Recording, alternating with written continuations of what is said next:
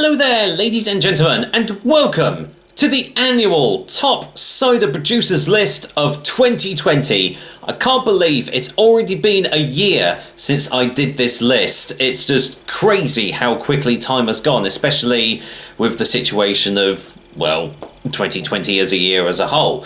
Yeah, what a year. I've tried many more different ciders. Obviously, I surpassed 500 cider reviews not too long ago, which is a crazy milestone for me personally. I never thought I would even get around to doing even 100, let alone 500, and there's plenty more where that came from as well.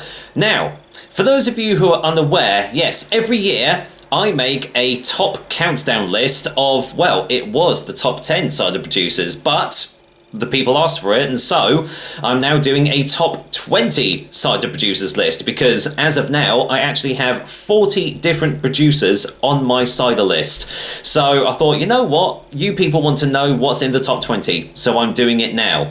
I think I started that from last year actually, but for those of you unaware, I basically base my ratings on an average rating, so that gives me... Hold on, Bixby's being an idiot again. So yeah, I basically take the average rating of every review I've done for a particular company and base that on the rating that I give them for this cider list. Now, what I will say is that the top 20 starts at over a 7. So even the first company that is a 20 is in 20th place has still got an average rating of 7 out of 10 from me, which is definitely very much above average. They are definitely still a great cider company to check out and do your research on, and maybe try and buy some of their ciders. So for this list, actually this year there were 4 new cider companies that were added to the list. However, only 2 have made the top 20.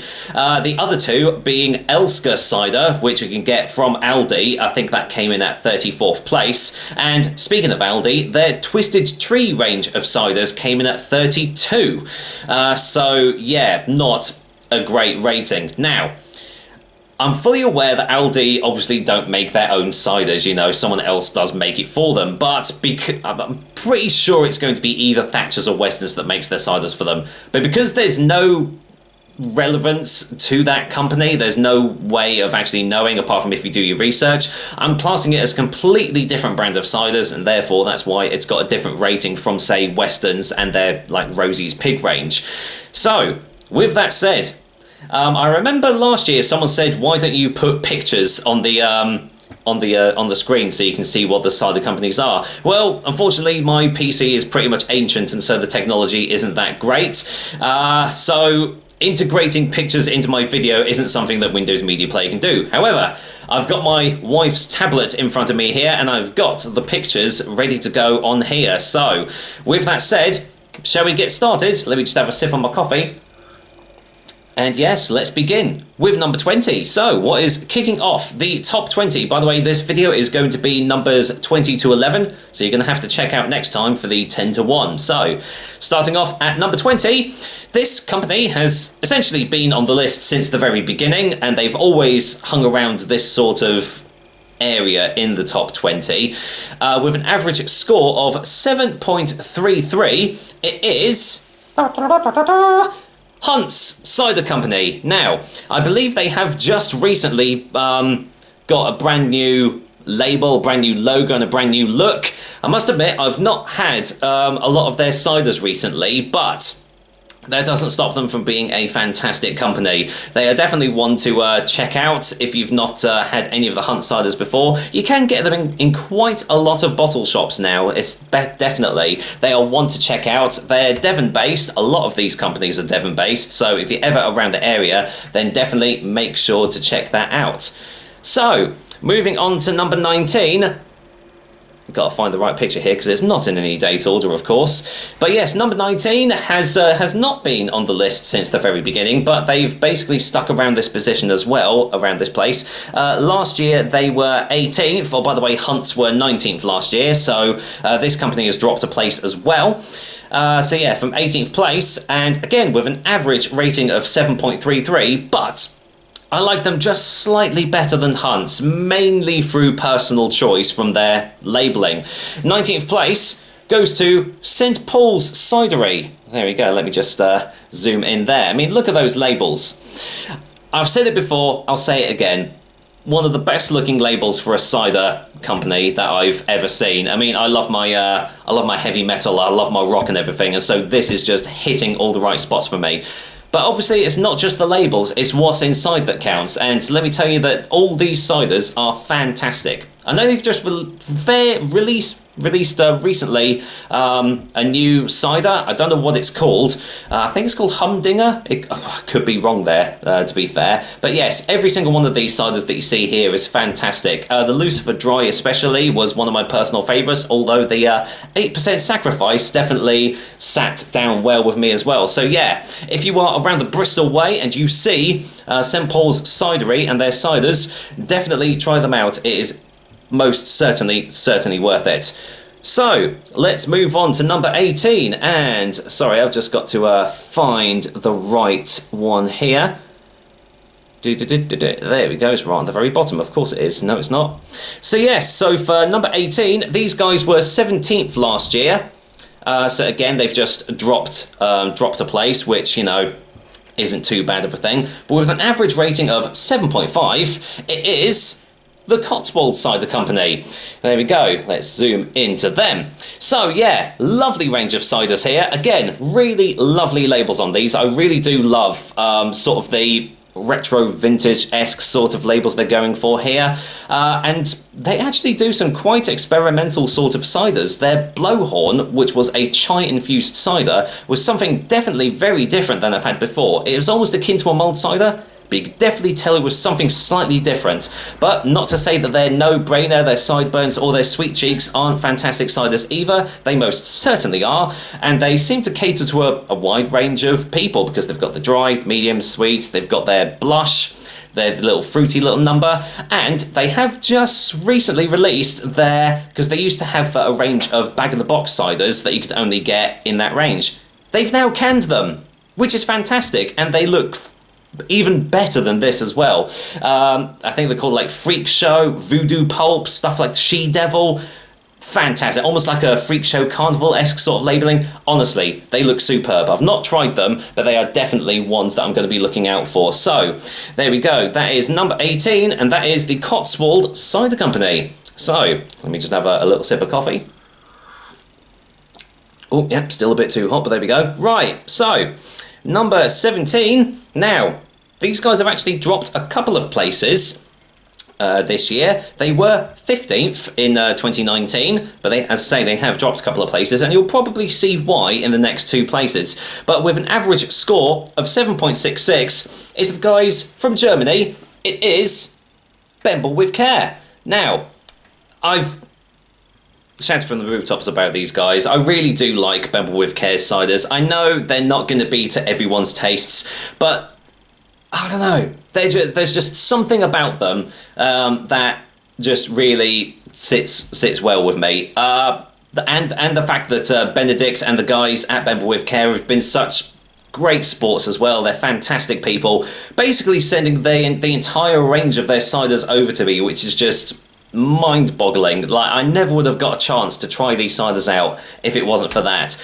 Now, unfortunately, I have heard that Benedict has left the company to seek other projects, so all the best for him. I really do wish him well, and I hope that Bembel-With-Care continues to go great guns without you as well. I believe they have essentially taken over Germany now, so and I think they've gone into other countries too, but they've got their Apfelwein Pure, which was basically their original Apfelwein, but then they had their Schorle, which was their sort of like, I don't know, it was almost like it was mixed with mineral water in a way, so it was a little bit fresher, a little bit cleaner. They've got the cherry cider, they've got their Apfelwein Gold, which is one of their latest ones, and the most bizarre of the bunch, their Apfelwein Cola, which sounds like it should not work at all, but do you know what? I think it personally does, and it's actually one of my personal favourites of theirs. So, I don't know if you're going to be able to get a hold of these guys over in the UK, because, well, they're not that sought after around the UK, but if you do see them online and you are wondering what they're like, definitely give them a go. they're definitely worth it. So yeah, number 17, Bembel-With-Care. Now, on to number 16, and it's the first of the 2 new cider producers that have made the list this year. And it's also one of my most recent additions to the list. In fact, it's so recent that I just did a review of theirs literally last time. So if you've been paying attention, you know who this is. So, new for 2020, it is the Nempnett Cider Company, or as it says here, Piglet's Choice. Now, why does it say Piglet's Choice? Well, basically, Nempnett Cider Company is the name of the company, but they release all their ciders under the Piglet's Choice name. So you've got their Piglet's Choice Gold, you've got their Piglet's Perry, and you've got their Piglet's Gold, and I'm sure they've got more out there as well. But great guys as well. I got an original batch from them, which apparently was a really old batch, and it was really old labelling as well. The guys got in contact with me and said, hey, you've just reviewed some old batches, do you want us to send over you some newer ones? And I was like, yeah, alright, why not? And you know what? The newer batch was definitely better than the old ones, and the labelling was fantastic as well. I mean, if you do want to see what the labelling looked like, just check out my previous review, because, hey, there you go, that's what they look like. But yeah, they got an average rating of 7.66, but obviously a new company, so I do like to just put them a little bit higher on the list than Bembel-With-Care. So yeah, new for 2020, it's the Nempnett Cider Company, or should I say, Piglet's Choice. Now, the most interesting thing is that on the number 15 spot is the second new company to the list. Would you believe it? 2 new companies, both together, on the list. And, well, what I will say is that, like St. Paul's Cidery, these guys have one of the best looking labels for a cider that I've seen. And you know what? They're going leaps and bounds with their products, I tell you that. So, with an average rating of 7.7, new for 2020, it's Hawke's Cider Company. I'm sure you guys have heard of Hawke's now. They've essentially just taken the UK over by storm. You see them in supermarkets, you see them in like cider festivals and everything. They are constantly pushing the boundaries as to what they put into ciders and everything.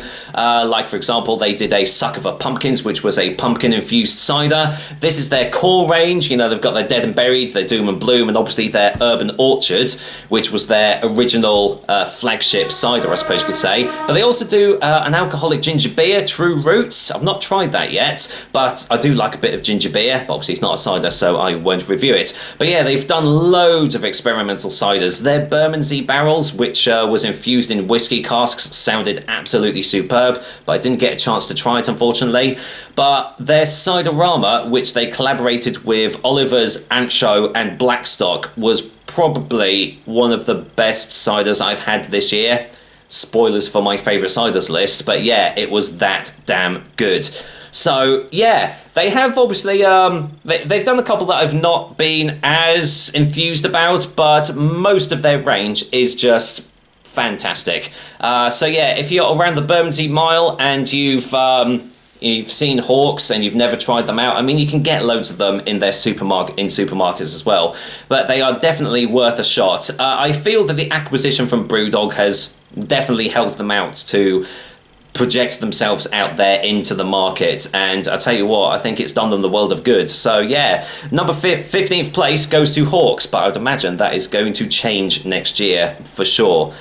So 14th place goes to a company that has essentially been on the list since the very beginning. They were 13th last year, so they have dropped a place, but again, that's not a bad thing, because for an average rating of 7.75, it is Sandford Orchards. Now, as you can see here, they have actually just recently brought out a new labelling, and I tell you what, I liked their original labelling, but I do feel that this new labelling just looks fresher and just generally looks better and more eye-catching. So yeah, well done, Sandford Orchards. You've definitely improved yourself on the labelling front, even though, you know, your original labelling wasn't too bad either. But yeah, your Devon Red, your Devon Mist, superb ciders, just really easily drinkable. and just sessionable and just so easily accessible for people. Now, the interesting thing is I have actually got a Sandford Orchards cider in my drinks fridge, and it's going to be reviewed next time. So, come next year, I would imagine the rating for these guys is going to change. For the better or for the worst, we're not sure. We're going to have to find out. But sitting pretty at number 14th place with 7.75 average rating, it is Sandford Orchards. So well done, guys. Again, fantastic labelling. Really, really do like it. Now, we come to the biggest climber of the list, of the top 20. This guy, it's not just a company, it's basically a guy, has climbed up 3 places from 16th last year. And that's basically because I've just tried a couple more of his ciders and they've just been absolutely superb. So, with an average rating of 7.9, if I can find his thing, there we go. With an average rating of 7.9, it's Oliver's Cider Company, or just Oliver's Cider. Yeah, this guy's a wizard when it comes to making cider, really is. So many, his mind just be like, right, what can I do to make a new cider? Like, what has not been done before? And he just continues to push the boundaries and just constantly is winning awards left, right and centre. I mean, look at these bottles.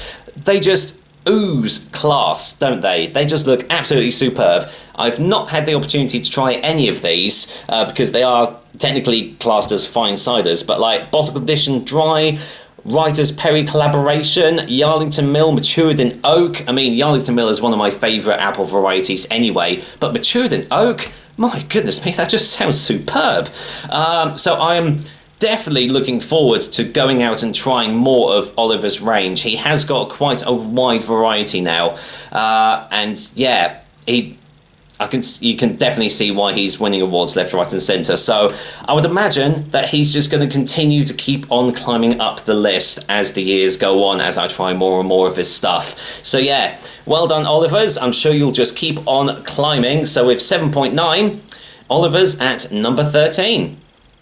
So, 12th spot. Now, these guys have also climbed up a couple of places. They were 14th last year. So they've climbed up to 12th place from there with an average rating of 7.91. Yes, that's 0.1%, 0.1 more than Oliver's, so very, very close to it. But with that rating, it is Ross-On-Wye Cider Company. Just look at all those different varieties of cider. I would actually say Ross-On-Wye is probably one of the companies that produces the biggest range of ciders that you can get in the UK. Every time I see someone reviewing or looking at or drinking a Ross-On-Wye cider, it's a new different variety. It's just amazing, like Dabinet Blend, Ashton Bitter, again, Yarlington Mill, Dabinet, Somerset Red Streak, and these are just the 500ml bottles. They've got 750ml fine ciders as well. They've got Perry's coming up the wazoo as well. They've just got such a wide range of ciders that it'll probably take me forever just to try their range full stop. What I will say is I've not actually had one of theirs for quite a while, which is a shame because they are a superb company. They definitely are. And they still do some of their classics from many, many years ago, like their Susie Wong, and I believe Headless Man you can still get as well. They're like the tried and true classics, but they are still constantly bringing out new varieties every year, and I'm just looking forward to seeing what Ross-On-Wye do for 2021. So, in 12th place, it's Ross-On-Wye. So, yes, 11th place. Well, these guys have climbed up a little bit as well. They were 12th last year, so now they've climbed up to 11th. They've basically been on the list since the very beginning, so with an average rating of 8.0, it is Perry's Cider Company. Now, I know I said that St Paul's Cidery and Hawkes have some of the best looking labels and a cider maker, but Perry's also do as well, but for different reasons.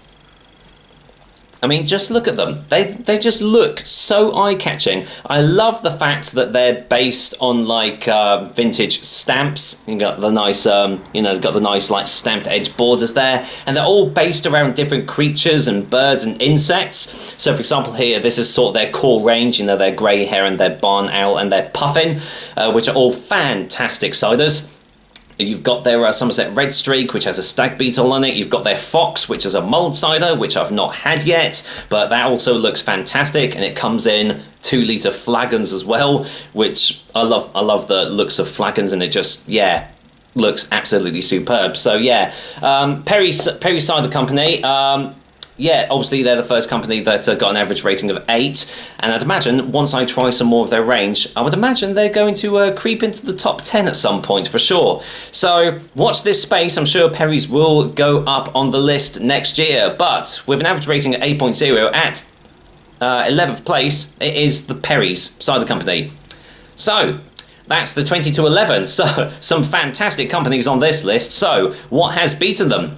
Well, you're going to have to tune in next time to find out. But for now, thank you for watching. I hope you've found your new favourite cider company on this list. And if not, well, maybe you've, comment down below. Do you agree with me? Are there companies missing on this?